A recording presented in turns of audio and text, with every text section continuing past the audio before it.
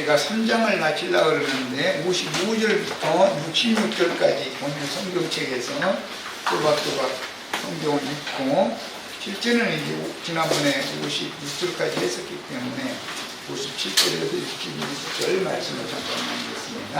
자, 성경 있습니다. 여호와여, 내가 심히 깊은 구덩이에서 주의 이름을 불렀나이다. 주께서 이미 나의 음성을 들으셨사오니 이제 나의 간식과 부르짖음에 주의 길을 가리기 하옵소서. 내가 죽게 하는 날에 주께서 내게 가까이 하여 주시되 두려워하지 말라 하시나이다. 주여, 주께서 내 심령의 원통함을 풀어주셨고 내 생명을 순장하셨나이다. 여호와여, 나의 억울함을 보셨사오니 나를 위하여 원통함을 풀어주옵소서. 그들이 내게 모독하며 나를 모해함을 주께서 다 보셨나이다. 여호와여, 그들이 나를 비방하며 나를 모해하는 모든 것, 곧 누구나 나를 치는 자들의 입술에서 나오는 것들과 모든 나를 모해하는 것들을 보셨나이다. 그들이 앉으나 서나 나를 조롱하여 모해하는 것을 주목하여 보옵소서. 여호와여, 주께서 그들이 손이 행한 대로 그들에게 보호하사 그들에게 오만할 마음을 주시고 그들에게 저주를 해주소서. 주께서 진노로 그들을 지키소서. 여호와의 나라에서 멸하소서. 아멘.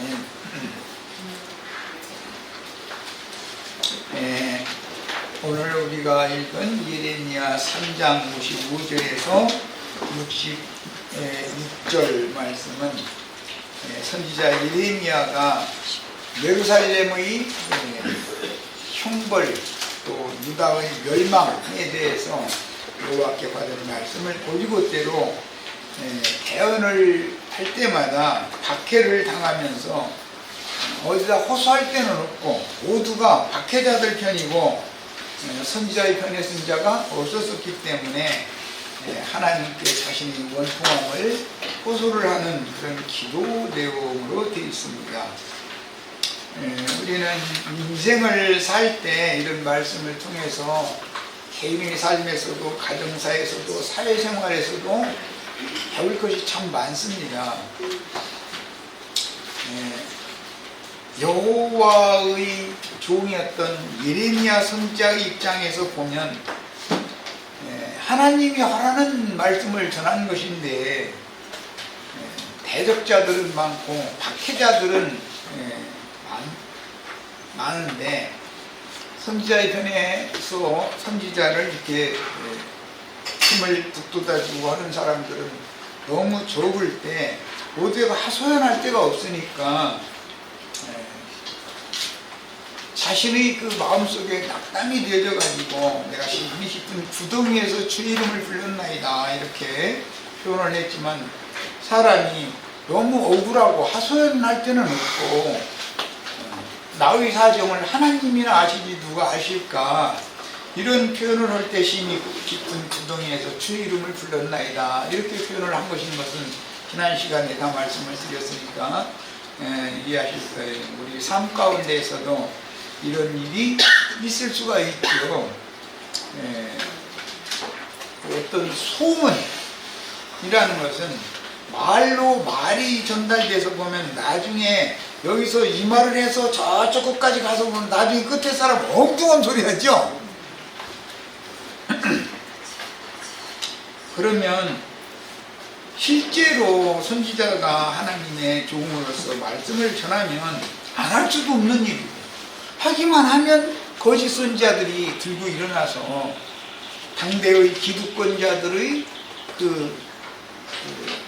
혼을 격동시키는 어떤 거짓말 뉴스, 오늘날 우리나라 정치 상황이 참 너무 안타까워요. 나 이런 걸 볼 때 거짓 뉴스를 지어내는 사람들이 있어요. 의도적으로. 그게 이제 오해한다 이렇게 오늘 표현을 했는데 모략을 써서 술수를 부려서 해코지한다 이 말이거든요. 이런 걸 당하면 어디다가 하소연을 하려고 해도 내 편 들어줄 사람은 없고 다 원수 편이면 어디다 대고 호소해야 돼요? 예레미야 선지자처럼 하늘의 하나님께 대해서 호소할 수밖에 없는 거예요. 너무 안타까운 이런 상황이 처해질 수가 있죠.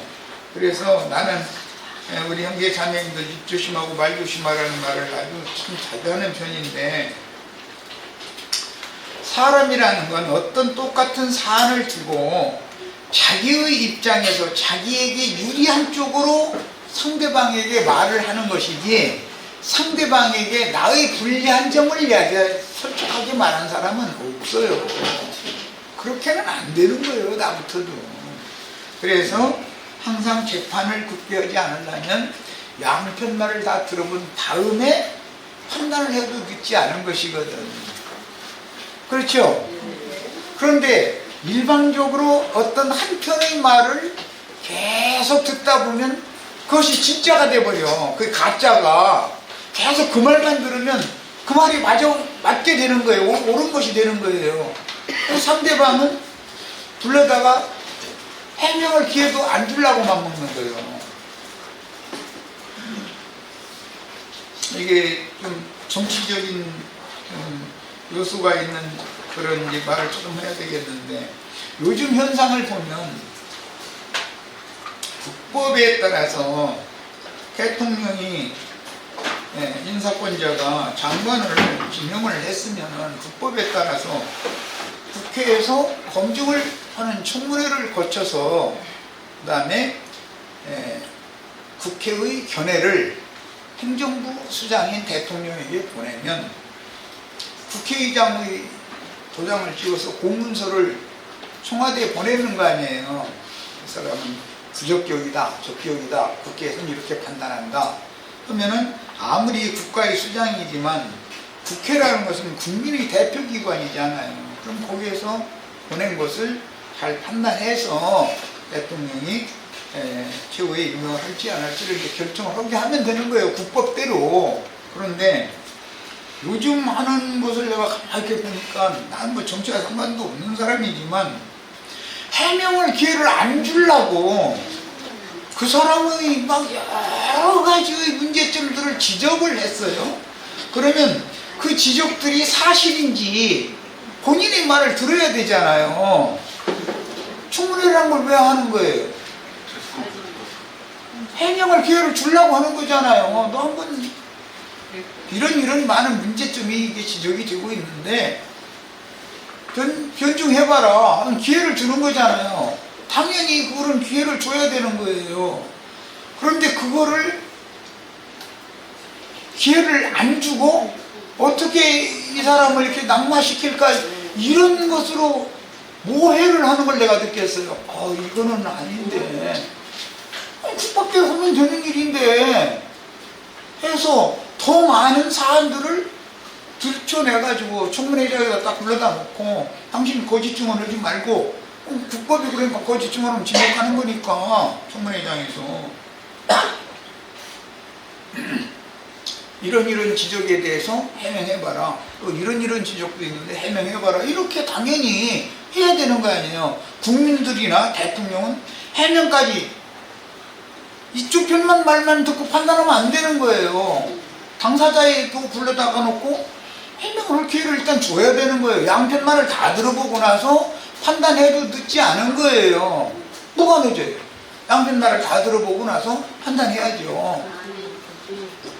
그런데 일방적으로 모해를 자꾸 하려고 한다 이거예요. 오늘 이 말씀에 모해라는 말이 3번 나왔죠. 이건 무슨 뜻이냐?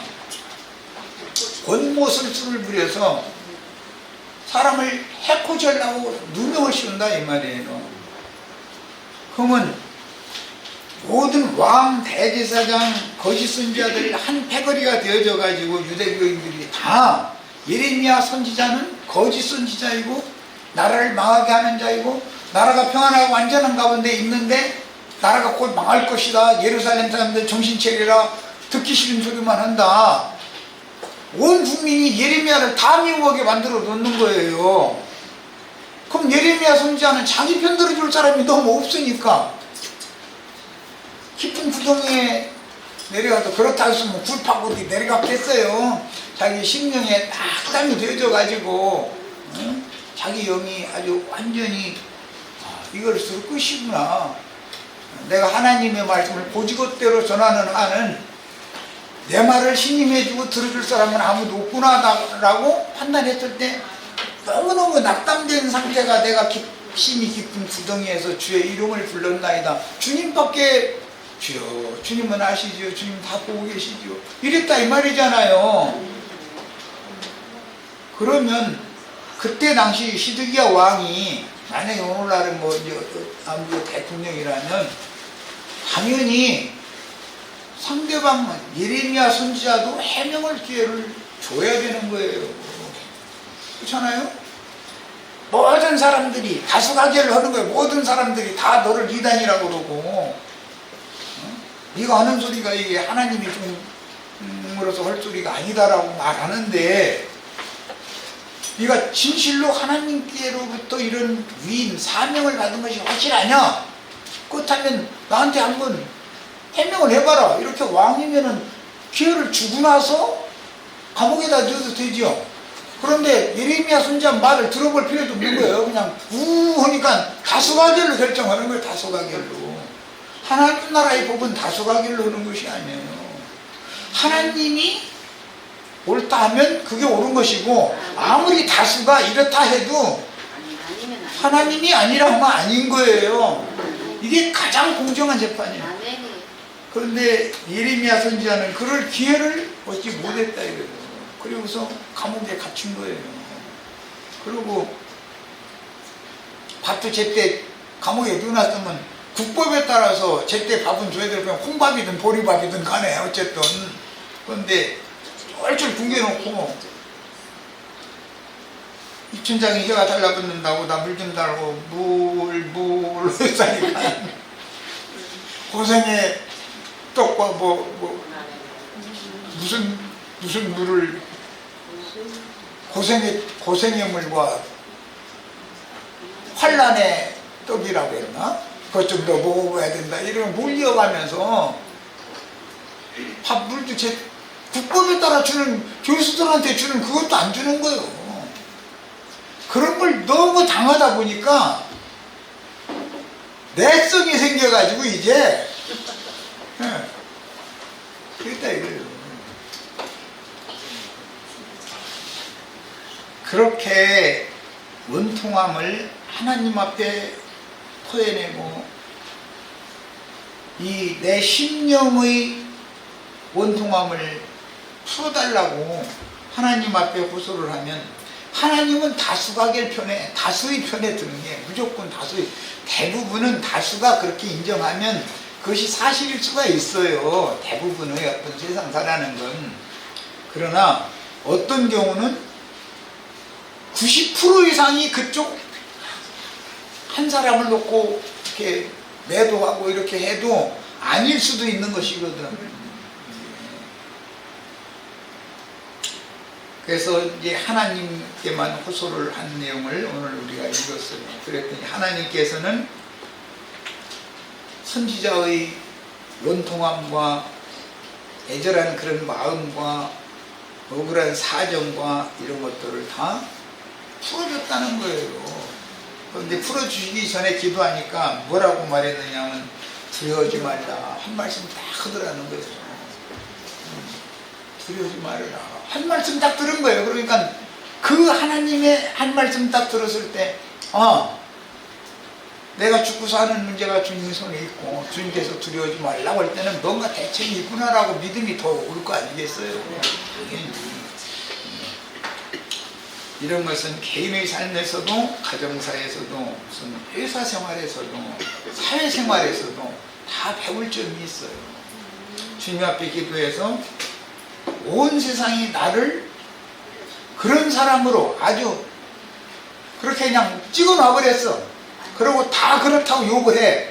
그래도 내 영이 나는 그렇지 않은데 하나님 나 억울해요. 이 원통함을 하나님이나 하시고 하나님이 풀어주세요 했을 때 두려워 말라 한 말씀 딱 들으면 다 된 거예요, 사실. 오히려 어떻게 해결할 건가? 선지자가 예언한 말씀대로 예루살렘과 유다가 형벌받고 망해버리면 나중에서 그때 선지자가 그 말했던 말이 맞네? 나중에가 그런다 이거예요. 그러면 그때서 뉘우치는 사람들은 늦게라도 뉘우치고 돌이키고 그러면 다행이거니와, 그러나 끝까지 자신들이 지어낸 거짓 뉴스, 뭐 거짓말 이런 것을 버리지 않으려고 하는 사람들이 있거든요. 정치적인 현상에서도 그런 게 있잖아요. 우리나라가 지금 이상하게 이스라엘처럼, 과거 이스라엘이 북이스라엘과 남유다로 이렇게 남북이 갈라져 가지고 어마어마한 갈등을 겪었어요. 그래서 북이스라엘의 수도였던 사마리아 사람들을 남유다 사람들은 그 파라시들이라고 그래요. 파시디안들. 그 사람 자신들만은 특별히 거룩하고 이방인들과 피를 섞지 않은 단일 민족인 것을 주장했다 이거예요. 그래서 피가 섞인 열지파 사람들, 그 사마리아 성을 일부러 빙 돌아다녔다는 거예요. 그 직선으로 가면 불과 한 3일이면은 갈릴리까지 갈 수 있거든, 예루살렘에서. 그런데 요단강 건너 삥 돌아가지고 7일을 걸어서 가는 거예요. 4일이나 더 가는 거예요. 왜? 저 사마리아 저것들, 비석기 민족, 배반한 민족들, 우리 12지파, 12지파에 속한 자가 아니라 피를 더럽혔으니까. 그렇게 어마무시한 그런 종교성을 가진 그런 갈등이 있었던 것이 이스라엘이었어요. 그런데 우리가 지금 이상하게 이스라엘처럼 허리토막 딱 설토막 쳐놓고 나서는 어마어마한 남북 간의 갈등이 있죠. 그런데 북쪽 애들은 저희끼리 단결을 해 있어요. 1인 독재 체제로 김정은이 한마디 하면은 무조건 올 쏘고 이렇게 밀어주거든요. 그런데 이상하게 남쪽은 잘난 사람들이 너무 많아. 너무 많아, 큰 자들이. 그래가지고 저 신문에 그러면 남남 갈등이라고 그러더만. 그럼 북한은 그 좋아하는 건 뒤에서 코승 치고는 좋아하는 게 아베오고 그렇죠? 북한하고만 좋아하는 거예요. 그러니까 우리나라가 망하기를 바라는 거예요, 그들은. 이런 형국을 왜 모르냐 이거 좀. 예. 이런 것처럼 항상 교회라고 하는 것은 타락한 세상교회 숫자가 많은 교회가 있고 주님의 교회가 있어서, 주님의 교회는 외로운 길을 갈 수밖에 없게 돼 있어요. 진리를 따르는 교회라는 것은. 근데 우리는 숫자가 많은 사람이 그 편이다 해가지고 그것이 옳다고 휩쓸려도 안 되는 것입니다. 어떤 사안이 있을 때는 반드시 그 말 다, 이쪽 쪽 말은 다 들었으니까 충분히 신문에 유튜브에 떠들고 싶은 만큼 떠들었다 이거예요. 모든 국민들이 다 그 사람의 비리에 대해서 다 들었어. 그런데 그 비리가 사실이라면 그런지 아니니 변명을 할 수 없게 되면 사실일 것이고, 변명할 기회는 줘야 되잖아. 그렇죠? 근데 변명할 기회를 국법에 그걸 하도록 돼 있는데도 무시해버려. 어떻게 하면 그 사람 변명을 해서 이게 밝혀지면 오히려 저희가 되짚을까 무슨 저러나 하는 이런 의구심까지 난 최근에 들었어요. 이거는 너무 아니다. 이렇게 해서는 안 되겠다.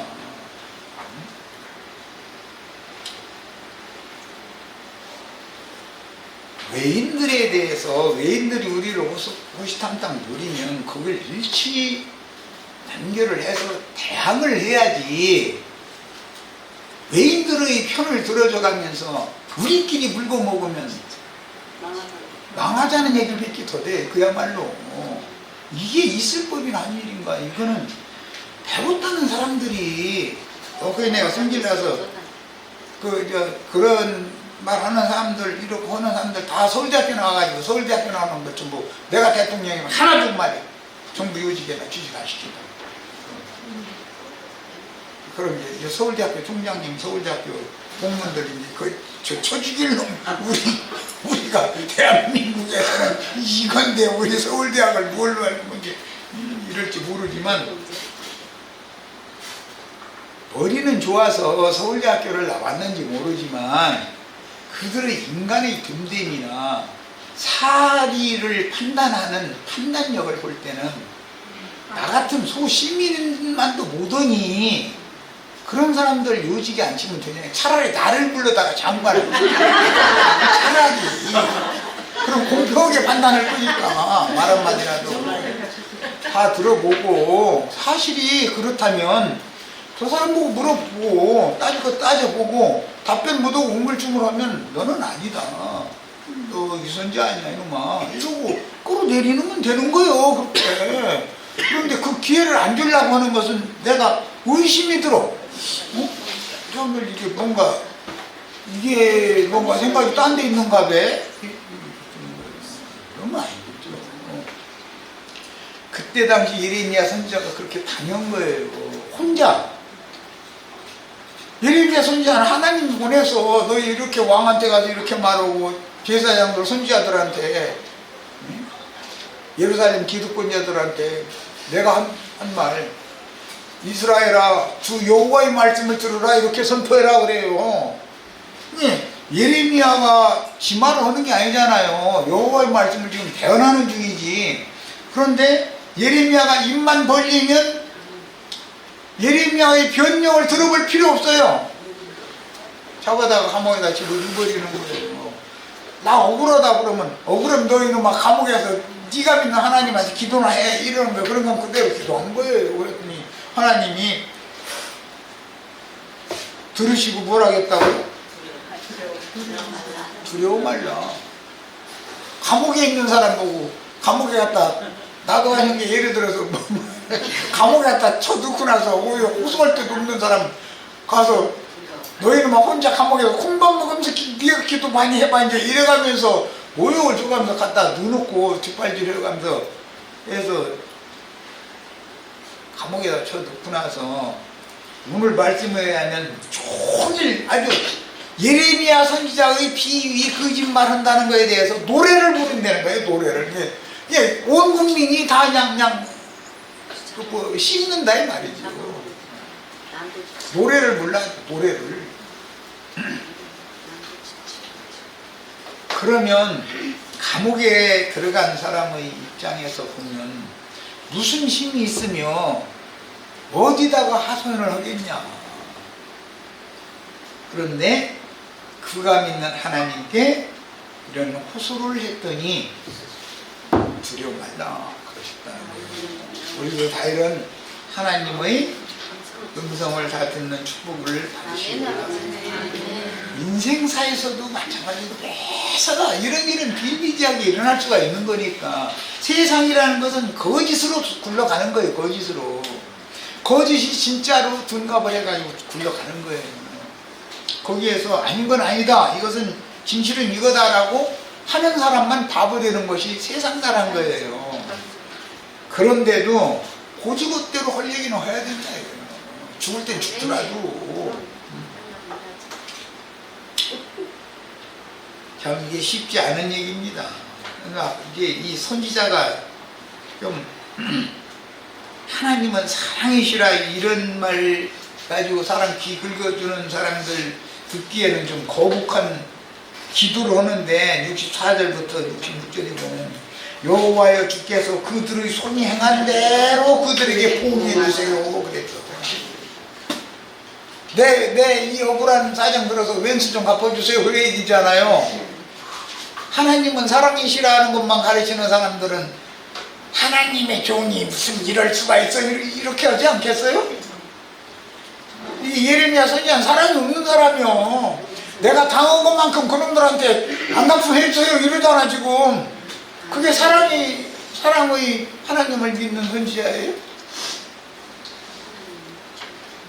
늘 말씀드리지만 하나님의 사랑은 하나님의 의를 세우기 위해서 사랑하시는 것이지 세상 사람들이 말하는 그런 사랑하는 것이 아니에요. 하나님의 의가 무너져 버리면 아무것도 안 되는 거예요. 그런데 보응을 하는데 어떻게 하느냐면 그들에게 교만한 마음을 주세요 하고 기도를 해요. 아니 무슨 선지자의 기도가 주여 그들에게 좀 겸손한 마음을 넣어주세요 이래야 맞잖아요. 그렇죠? 신부님들이나 목사님들이 설교대로 하자면 그들에게 겸손한 마음을 넣어주세요 이렇게 해야 맞죠? 그런데 선지자를 그렇게 고통 준 것에 대해서 보응을 하시는데 첫째 교만한 마음을 그들에게 보내세요.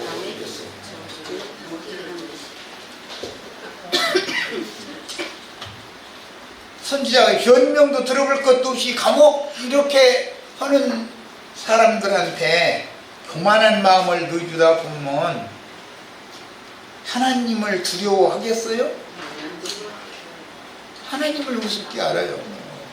선지자를 통해 보내서 말씀하시는 하나님을 발밑에다 놓고 하나님을 선지자를 조롱하는 것이 사실은 하나님을 조롱하는 것이거든요. 지금 그런 것을 깨닫지 못하게 해주세요 이 말과 같은 거예요. 이거보다 더 큰 저주는 없죠. 그리고 그들에게 저주를 내리소서. 아니 축복해 주세요 이래야지. 사랑이 하나님이니까. 그렇죠? 교만한 마음을 넣어주시고 저주를 내려주세요 그랬더니 이게 선지자의 기도예요. 참 기독교하고는 안 맞는 말씀이에요. 기독교의 가르침하고는. 주께서 진노로 그들을 뒤쫓으사 여호와의 하늘 아래에서 그들을 멸해버리소서 막 이게 선지자의 기도였어요. 이 기도가 이루어졌죠. 하늘나라에서 예루살렘과 유다가 멸망받아버렸죠. 예루살렘 왕과 대기사 무리와 거짓 선지자 무리가 전부 다 모라줄에 묶여서 끌려갔어요. 하늘 아래에서 멸해졌어요. 선지자의 기도가 응답이 된 거죠. 뭔 놈의 선지자가 이런 기도를 해가지고 응답도 말이야 예루살렘 쫄딱 망하게 만들고 유다 나라 쫄딱 망하게 만들고 뭔 놈의 선지자가 하나님의 선지자랑 이럴 수가 있나 아마 이렇게 생각할 거예요. 사람의 생각과 하나님의 생각이 어떻게 다른 일을 잘 생각하시길 바랍니다.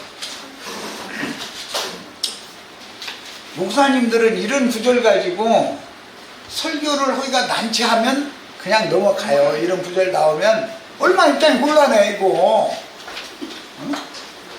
나 같아도 굉장히 입장이 곤란해 이게. 나에게 헌대로 저놈들한테 보응을 해주시래. 그 인간들 아주 교만한 마음을 주시고 그들한테 저주를 내리셔가지고 하나님의 진노로 말미암아 쫄딱 망하게 해주세요. 이렇게 오면은 하나님의 선지자가 할 일이 아니. 그거 말이 그거 안 맞잖아요. 기독교는 지금 신부님들이나 점잖은 목사님들 설교하고는 안 맞는 얘기잖아요. 전혀. 야, 우리는 여기에서 뭘 할 수 있는가? 인간이 하나님의 의를 절대로 무너뜨릴 수 없다. 인간들이 모든 사람들이 그 편이고 모든 사람들이 그가 불의하다 하는데 하나님은 선지자고 너만이 의인이고 나머지는 전부 불의한 놈들이다 이렇게 판단하면 끝나는 거예요. 그렇게 판단을 하시려니까 두려워하지 말아라. 감옥에 딱 갇힌 다음에 두려워 마. 그 말은 무슨 뜻이야? 내가 지존인 내가 전능자인 내가 다 알아서 해결할게. 네 억울한 사연 내가 다 알아. 네 기도대로 내가 다 하구만. 기도대로 예루살렘이 쫄딱 망했고 유다 나라가 멸망했어요. 선지자의 기도가 응답이 된 거죠. 그러면 선지자의 이 기도 말씀과 같이 하나님이 선지자의 편에서 역사상에 그분의 공의를 집행을 하셨으면 그제라도 하나님 앞에 무릎을 꿇고 우리가 너무 교만했었고 무지했었고 완악했었고 인간의 관점으로 인간의 관점으로 옳고 그름을 함부로 판단을 해가지고 예레미야 선지자가 하는 말은 늘 이상하게 우리 듣기 싫은 소리만 했다니까 미워해가지고 감옥에다 넣고 이렇게 박해를 했는데 이거 잘못했습니다 하면은 용서를 받을 수 있죠. 그런데 뭔 잘못을 했는지를 끝까지 막 이빨을 이렇게 까면서 내가 뭘 잘못했는데 막 이렇게 나와. 세상에서도 거짓 뉴스, 거짓말 꾸며대는 유튜브 이런 거 절대 함부로 정치적인 어떤 얘기 유튜브에 들어가서 보시면 큰일 납니다. 유튜브는 99.99%가 거짓말이에요. 그거 보시면 안 돼요. 사리를 정확하게 판단하는 거예요. 그런데 거짓 뉴스 꾸며낸 사람들이 태극기 들고 나와서 흔들어 대가면서 자기네들이 잘못했다고 뉘우쳐요. 뉘우칠 마음이 없어요. 세상 나라 얘기를 하는 것은 영의 일에 대해서 이해를 시키기 위해서 지금 이 얘기를 하는 거예요. 우리가 불과 몇 명 되지도 않는 모임이지만 주님께서 그분의 말씀이 주님의 교회와 함께 계시면 숫자가 많고 적음에 따라서 전쟁이 이기고 지고 승패가 갈리는 것이 아닌 것을 꼭 믿으셔야 돼요. 전쟁은 여호와께 있는 거예요. 수의 많고 적음에 있는 것이 아니에요. 기독교가 수백만이고 우리는 불과 몇십 명. 기독교인들이 눈으로 볼 때는 이건 말도 안 되는 거예요. 이건 게임이 안 되는 거예요. 그런데 우리도 아까 누가 그 얘기를 했는데 하나님의 안악 자손들을 볼 때 우리는 메뚜기 같이 보인다. 치는 거지 뭐. 거기서 말하는 메뚜기라는 건 굉장히 메뚜기 많이 잡아먹으라고 이제 아까 그랬는데 맞아요. 메뚜기 잡아먹어야 돼. 그런데 그것은 무거운 것과 가벼운 것을 대비하느라고 메뚜기라는 말을 인용을 한 거예요. 잠언서에 보면 나이가 많으면 메뚜기도 짐이 된다고 그러죠. 메뚜기 탁 튀어 올라왔는데 그게 뭐가 그렇게 짐이 됩니까? 이게 뭐 메뚜기 한 마리도 감당이 안 돼. 아이고 나 그러니까 죽이는데 메뚜기까지 가서 튀어 올라와 버렸어.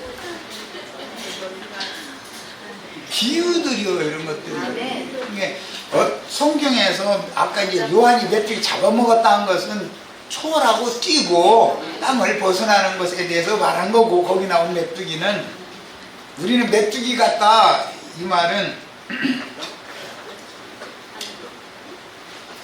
우리의 하나님의 말씀 우리에게 무거운 짐이 된다 그런 뜻으로 하는 말이 불평하느라고 하는 말이에요. 이게 성경의 흐름을 따라서 해석을 잘해야 돼. 똑같은 단어라 해가지고 일방적으로 다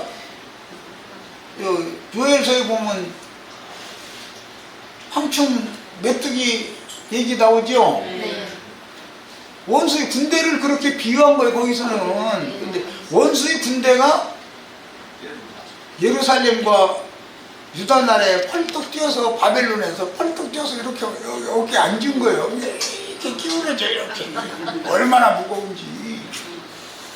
메뚜기가 떼제비로 날라와가지고 초식이라는 초식은 다 뜯어먹어버려. 아무것도 안 남고. 그러고 메뚜기 떼가 나중에 다 뜯어먹고 어떻게 한다냐면 울타리에 메뚜기 떼가 주렁주렁 앉아들어가는 거예요. 대한민국 최전방에 메뚜기 떼가 다 철조망에 매달리면 대한민국 망해요, 홍해요. 대한민국이라는 나라는 뚫리는 거 아니요. 김정은이 군대한테 그런 표현이요. 원수의 군대가 울타리까지 다 먹어버린다 이 말이에요. 그런데 내가 보기에는 우리 나라를 위해서 임시단계를 해도 지금 될까 말까 하는 중인데 스스로 메뚜기 변대 가지고서 그런 사람들을 볼 때 안타까워요. 이스라엘도 북이스라엘과 남유다가 남과 북이 그렇게 갈라져가지고 어마어마한 갈등을 했어요. 그런데 어쩌면 우리나라가 이렇게 똑같은 짓을 하는지 난 정말 사람 죽어가지고 아이고 제발 좀 그러지 말자고 우리라. 적어도 우리는 사리를 냉철하게 판단하고 어느 한편만의 말을 듣고 우하고 자극해 들고 나와서 흔들고 절대 이러시면 안 된다고. 그렇게 하면 안 돼요. 여론을 조작해서 뭐 하려고 그러고. 그건 내 나라 무너뜨리자는 주장이잖아요. 그게 뭐 하는 짓이요. 그러면 누구 한 사람이라도 이거는 아니다 나서서 국가 원로되는 사람들이 이렇게 하면 되는가.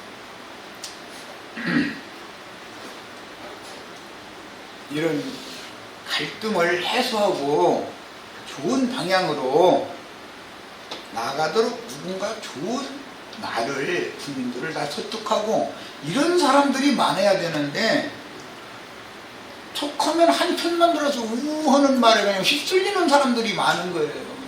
우리는 그렇게 하시면 안 되겠어요. 나라를 사랑해야 되잖아요. 대한민국에는 나라가 있으므로 우리가 지금 편안하게 이거 와서 이렇게 말씀 듣고 이렇게 안전한 생활을 하는 것이지, 나라가 망해버리면은 우리가 이렇게 평안한 가운데서 예수 믿을 수 있을 것 같아요? 김정은이가 예를 들어 밀고 내려왔다. 그럼 이런 좋은 이런 생활이 가능할 것 같아요?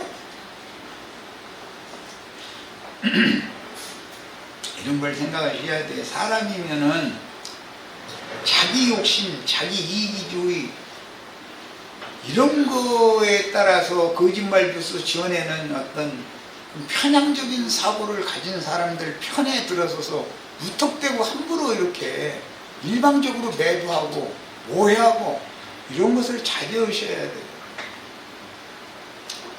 넓고 깊은 판단력이 있어야 인생에서 실패를 않는다 이거예요. 교회 생활도 마찬가지예요. 기독교가 수가 아무리 많고 그들이 아무리 강하고 그들이 다 큰 자들이지만 그게 네피림 후손 안악자손들이잖아요. 우리를 볼 때 메뚜기로 보고 그럼 그들은 뭘로 보여? 그들은 안악자손 감히 우리는 거기 쳐다도 못 본다 이렇게 보는 거 아니에요. 그렇게 보면 되냐 이거예요. 하나님이 우리 편이면 우리가 큰 자지 어떻게 그들이 큰 자예요. 그들은 대적들인데. 그래서 우리 형제 자매님들은 어떤 상황에서도 하나님을 신뢰하고 믿음으로 하나님 앞에 응답을 들으실 때 두려워하지 말아라. 안심해라. 이 음성을 다 들으시고 하나님이 나와 함께 하시고 하나님이 우리 가정과 함께 하시고 하나님이 교회와 함께 하시면 그 무엇도 누구도 우리를 해코지할 수가 없어요. 육신적으로 아무리 해코지하고 지금 내가 당하는 것 같고 올리는 것 같지만 하나님이 반전시킬 수 있다는 걸 꼭 믿으시고요. 나는 이번에 그걸 느꼈어요. 아, 곧 반전이 오겠구나. 네, 이걸 느꼈어요. 네, 너무 변명을 기회를 주고 당신 변명도 못하지 않냐 지금 이런 문제가 이게 있어서 이런 숨는 소문들이 많은데 해명을 좀 해봐라 하면 해명을 못하면 그때 끌어내려도 아무 문제가 없는 거예요. 근데 해명할 기회도 안 줘? 그거는 그 우하는 사람들이 무언가 꼼수가 있구나라는 거. 난 나같이 이렇게 정치 이런 거에 대해 별로 관심도 없는 사람임에도 이거는 문제가 있다 이렇게 판단을 하는 거예요. 우리 인생사에서도 가정사에서도 교회 생활에서도 이런저런 많은 풍문들이 있을 수가 있어요. 그런데 풍문을 믿으시면 안 됩니다. 여호와의 말씀에 하나님 말씀이 어떻게 됐느냐 이걸 믿어야지. 성경을 추구를 해야지 풍문을 믿으면 안 돼요. 풍문이라는 것은 다 그야말로 지나가는 헛소문이다 그 말이잖아요. 풍문이라는 게 바람처럼 지나가는 헛소문이라는 말이거든. 그런데 헛소문을 믿어요? 진실을 믿어야지. 이런 냉철한 판단이 다 있으시길 바랍니다. 또 이제 뭐 여러 얘기를 뭐 할 것 없이 사람은 심령의 그 원통함을 품고 하소연할 데가 없어서 하나님 앞에 호소하는 당신에게 좋으면 하나님이 그를 그대로 육체로는 죽게 할지언정, 죽을 지경에까지 가게 할지언정, 그래도 그 최후의 결정은 나의 영혼을 지옥불에 넣을 것인지 주님의 천국에 데려갈 것인지에서 최후 마지막 결정은 아직 결정이 지금 된 게 아니기 때문에 지금 내가 어떤 것에 대해서 밀린다라든지 억울한 누명을 썼다든지 할 때 너무 억울하게 생각하지 마시기를 바라요.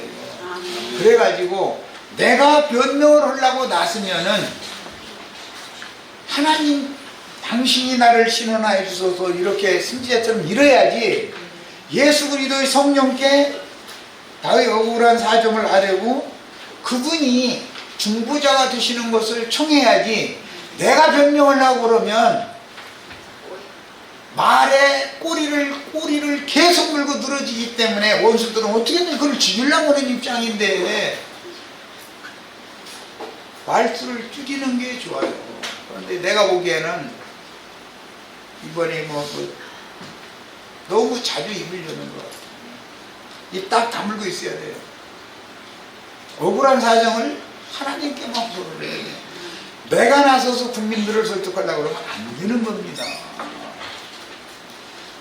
지금 현 상황으로 보면 진영 싸움이잖아.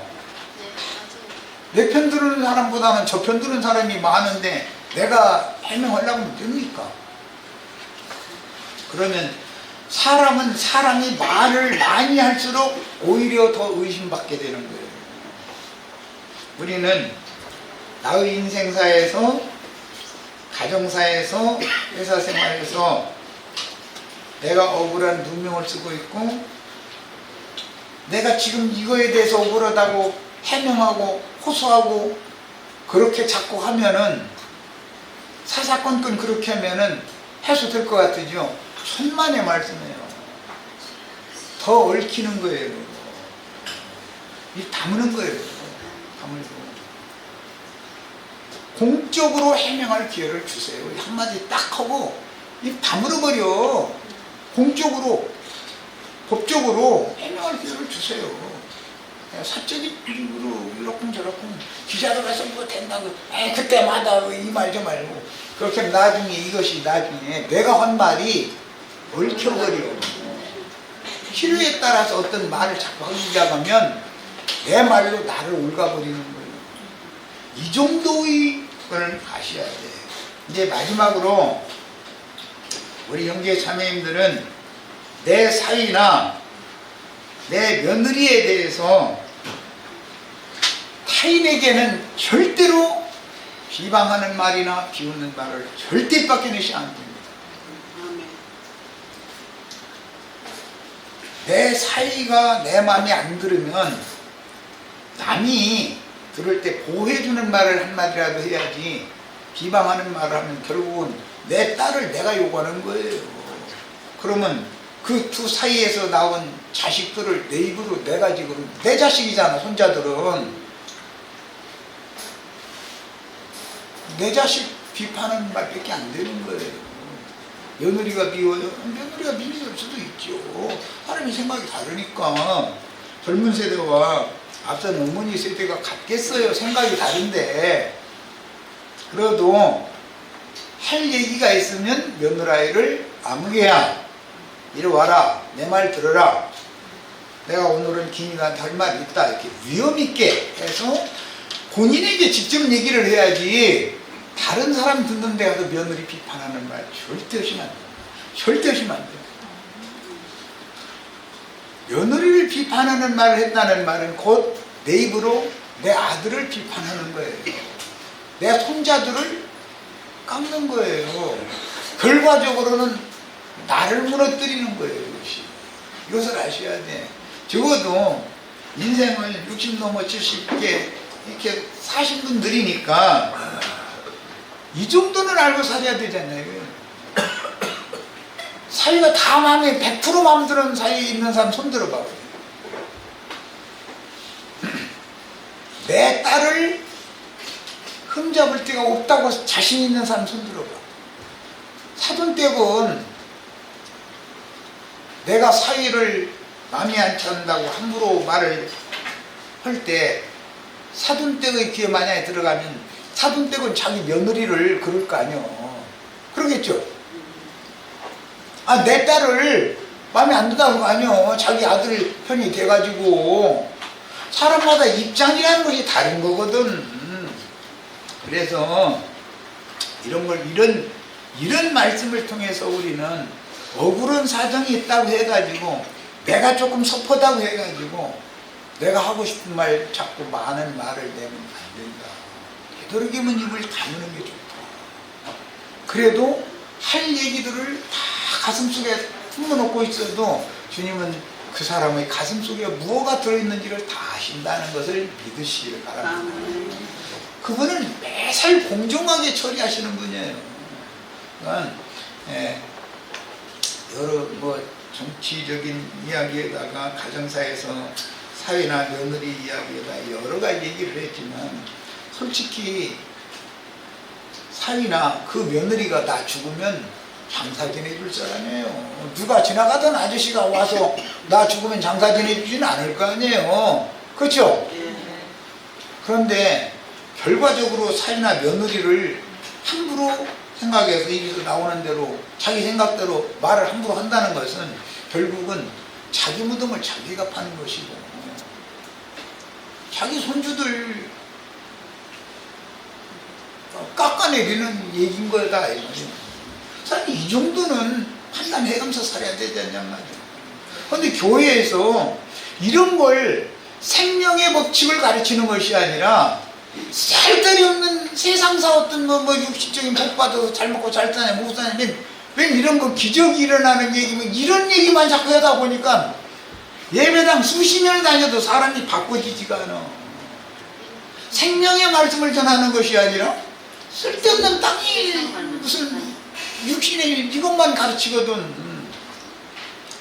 잘 판단해가면서 들으시기를 바라고 이런 말씀을 우리가 통해서 나의 인생 경영에 나의 가정 경영에 또 특히 이제 단체적으로 교회 생활에 다 차차 없이 행하셔서 행복한 교회 생활, 행복한 인생 그래서 잘 경영 잘하셔서 주님 앞에 서는 날에 다 상으로 받는 축복이 다 있기를 바랍니다.